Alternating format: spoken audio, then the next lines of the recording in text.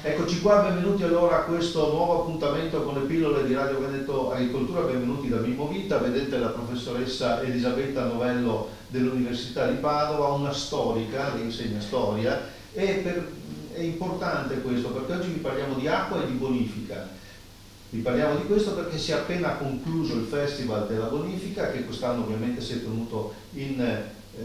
un'edizione un po' ridotta per i motivi della pandemia, però i contenuti sono sempre importanti. Peraltro la professoressa Novello collabora con Veneto Agricoltura per un progetto importante che vede un po' il recupero di tutta la storia, diciamo, dell'attività dell'ente pubblico nei confronti appunto del settore primario. Sono circa 100 anni di storia che lei cercherà in qualche maniera di sintetizzare, ma rimaniamo sul Festival della Bonifica. Si è appena conclusa la terza edizione di Terre Volute Festival della Bonifica. Abbiamo voluto questo festival noi sicuramente, l'Università di Padova, l'Ambi Veneto, ma sono stati anche i cittadini a chiedercelo perché ne sentivano davvero l'esigenza e forse si sentiva ancora di più proprio perché ci trovavamo in questa situazione emergenziale del Covid, dove c'erano maggior bisogno di condividere alcune cose fondamentali, in particolare appunto questa attenzione per il territorio.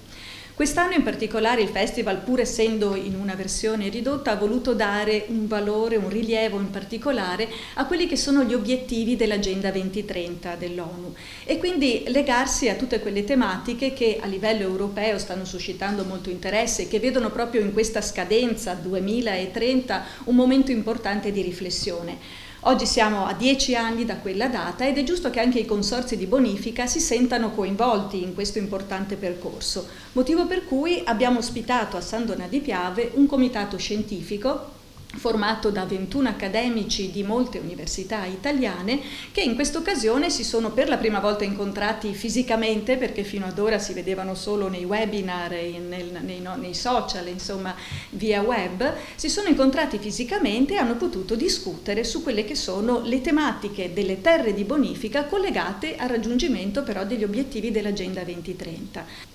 Molto interessante e molto bello, ma in sintesi quali sono i temi che avete trattato? In particolare, voglio dire, noi veniamo da un agosto terribile dove, tra virgolette, siamo andati sott'acqua per l'ennesima volta. Le criticità dell'ambiente, in particolare delle terre di bonifica, devono essere affrontate sia da parte dei tecnici, che già tutti i giorni sono a diretto contatto con queste emergenze, ma anche con un aiuto, con una consulenza da parte del mondo accademico. L'obiettivo di questo festival è in parte questo, di fare dialogare il mondo della ricerca con il mondo della quotidianità, della tecnica, del pratico, riuscire ad aprire un po' queste porte che tutti lo ammettono, insomma, quindi non è nulla di nascosto, sono spesso chiuse, spesso difficili, insomma, quindi attraverso un festival che vuole essere anche cultura, oltre che spettacolo, intrattenimento, si cerca anche di far dialogare mondi che a volte procedono parallelamente, magari nella stessa direzione, ma senza comunicare tra di loro. E allora di cosa avete parlato?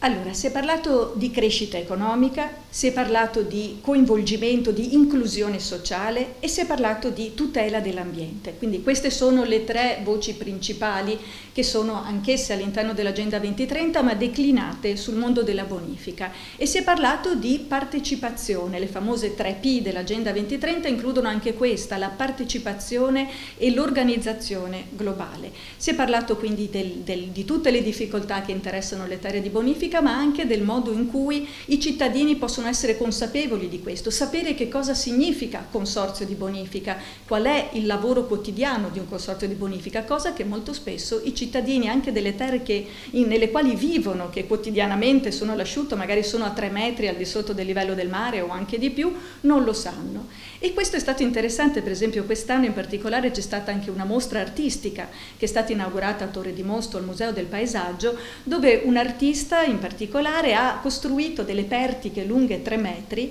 che un qualunque passeggiante può raccogliere e muoversi nel territorio ed avere quindi sempre fisicamente la coscienza che si trova, guardando appunto la vetta di questa pertica, si trova 3 metri al di sotto del livello del mare. Quindi anche attraverso l'arte, qualsiasi modo possibile, fotografie, tour, tutto quello che fa parte di questo festival, cerchiamo di comunicare questo mondo molto speciale, molto particolare. Ricordiamo infatti, magari chiediamo adesso alla professoressa Novello se velocemente, ma proprio in un attimo, in un battito di ciglio ci fa un po' la storia della bonifica veneta. Ricordiamo che le idrovore nel territorio veneto lavorano quotidianamente, soprattutto nel Veneto, chiamiamolo orientale, ma orientale anche Padova, voglio dire. Ecco, quindi facciamo velocemente la storia della bonifica e ricordiamo un po' in questi ultimi 100 anni in particolare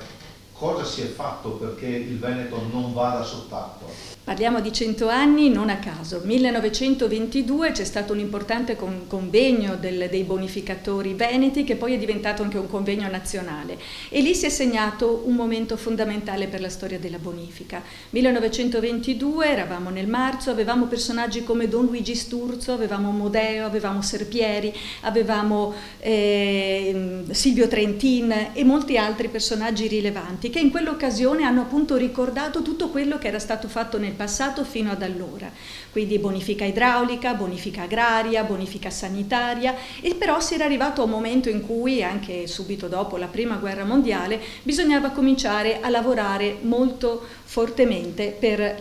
l'ambiente, per la società, per l'uomo, e quindi si è cominciato a parlare di bonifica umana. Dal 22 in poi abbiamo attraversato anche la fase ambientale, 1992, ed oggi siamo appunto in questa fase di sostenibilità. La storia della bonifica chiaramente è piena di lavoro umano, pieno di lavoro proprio del carriolante, del badilante, come del tecnico, come dell'ingegnere, e sono tutte competenze che si intersecano in questi anni e anni e anni fino a costruire l'ambiente nel quale oggi viviamo.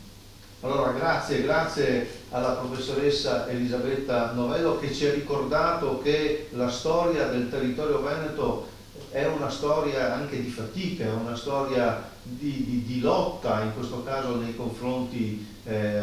dell'acqua che straripa, dell'acqua che arriva dal mare, dell'acqua che porta le malattie. La malaria una volta era diffusissima, parliamo sempre di 100 anni fa, e quindi è una lotta,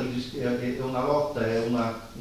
continua, ripeto, guerra per il riscatto e per il benessere e per la vita positiva. Allora, grazie professoressa Novello, torneremo su questi temi. Le pillole di Radio Veneto Agricoltura tornano domani.